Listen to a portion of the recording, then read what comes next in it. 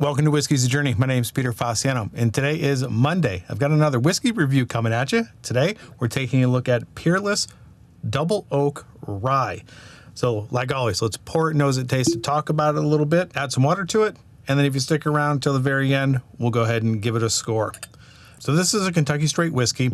It is 110 proof, 55% ABV. It doesn't have an age statement, so it's NAS, non-age stated.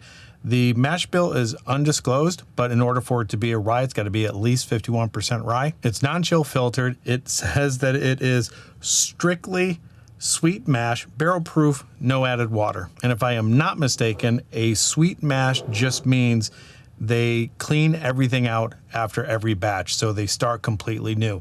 I believe if it was a sour mash, I think some of the wort is left over and they reintroduce it into the new batch. If I'm wrong, let me know in the comments down below. It's a 750 milliliter bottle, and I think Phoenix, Arizona is paying some pretty high prices for Peerless. Let me know what you're paying for it in your area, but this is $124.99, and I picked this up at a big box store. So this looks pretty dark, which I would imagine it would be because it's double oaked. It's a rye. So if you've been around for a while, you know I'm not the biggest rye fan, but I think I remember liking this one quite a bit. But that was a couple of months ago when I picked this up. So let's go and get it on the nose, tell you what I think. Okay, the first thing that I get is a lot of vanilla. That vanilla is followed up by a slight amount of pine, nothing too over the top. And then I get a little bit of proofiness or ABV sting in the nose a little bit. And that vanilla comes across as a vanilla cream, almost to the point where it's a vanilla cream soda. And of course it's oaky.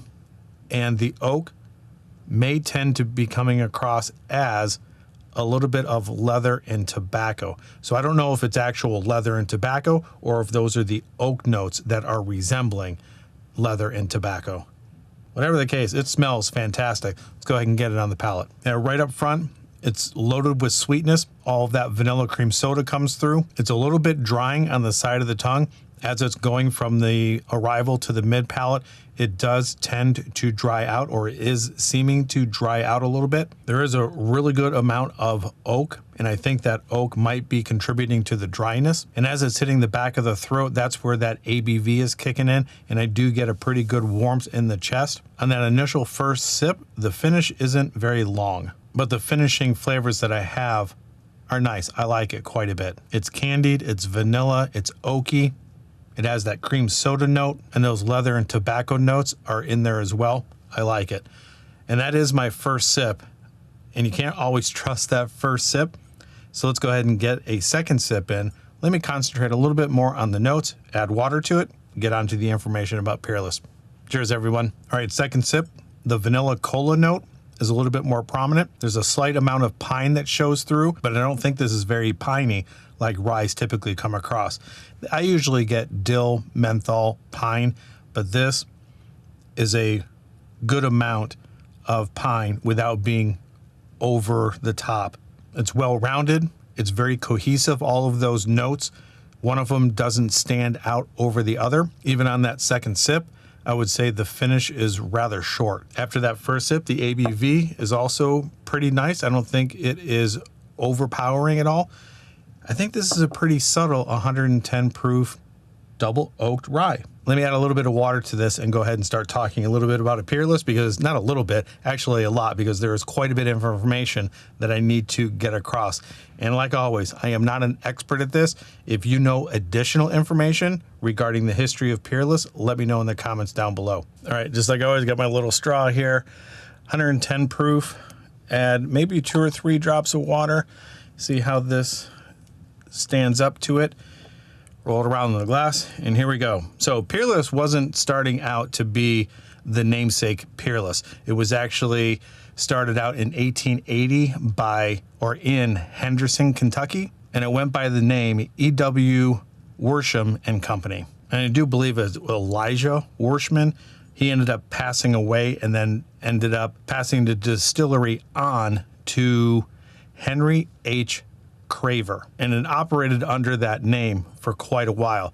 The distillery ended up becoming a bonded warehouse after the Bottle and Bond Act of 1897. 1907 Worshman Distillery Company Incorporated. And then after it was incorporated, along with some money backing that incorporation, that's where the Peerless comes in. And they ended up calling it the Kentucky Peerless Distilling Company. And just like most all distilleries during Prohibition, they shut down production. They still had a whole bunch of stock, and they were able to actually use the stock and sell it with a prescription, like for medicinal purposes, but they couldn't sell it out of their warehouse or their bonded warehouse. They actually had to transfer it to Owensboro, Kentucky, and then they were able to sell it from there.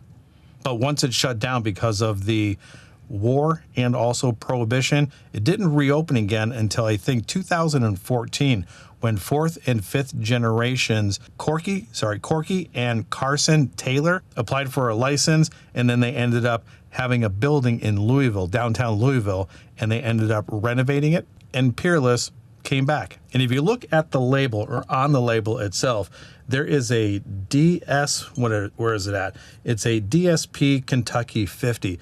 This was the original distilling spirits number, or the distilling spirits plant number. And because of the generations, I think they were able to keep that distilling license number. And according to the notes, I guess right now those distilling licenses are up into the 20,000s.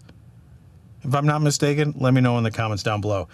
Peerless Double Oak Rye actually came out in 2022. It was a special release. I don't know if this bottle is the special release or not. I do have a number on here, but it's very difficult to see. I think it was like 505191106. I don't know if that number means anything, but there it is. And actually, I don't even know if that's the correct number, because the Kentucky Rye whiskey, the end of the Y, interferes with two of the numbers. Whatever the case, there you have it. That is some information. Let me know any other information down in the comments down below. If I missed anything, if I had anything incorrect, correct me. Kindly correct me in the comments. That should be enough time for the water to do its thing. Let's go and get this thing on the nose again, taste it, and then move on to the score. All right, a little bit more of a pine notes coming through. There's a spice note also, but everything else is still there. That vanilla cream soda, the oak, the tobacco, the leather. Yeah, it still smells pretty good. Let's go ahead and get it on the palate. Much spicier. There is a sweetness there, and that vanilla sweetness, that vanilla cream soda note is hitting my palate exactly right. I like this quite a bit. Adding that little bit of water has now thinned it out a little bit, and it's not as drying as I had on my first sip or second sip before I added the water. All in all, I enjoy it quite a bit. It actually almost reminds me a little bit of the Pikesville Rye, minus the tremendous amount of oak that I'm getting. So if you like Pikesville, I think you can give this a shot.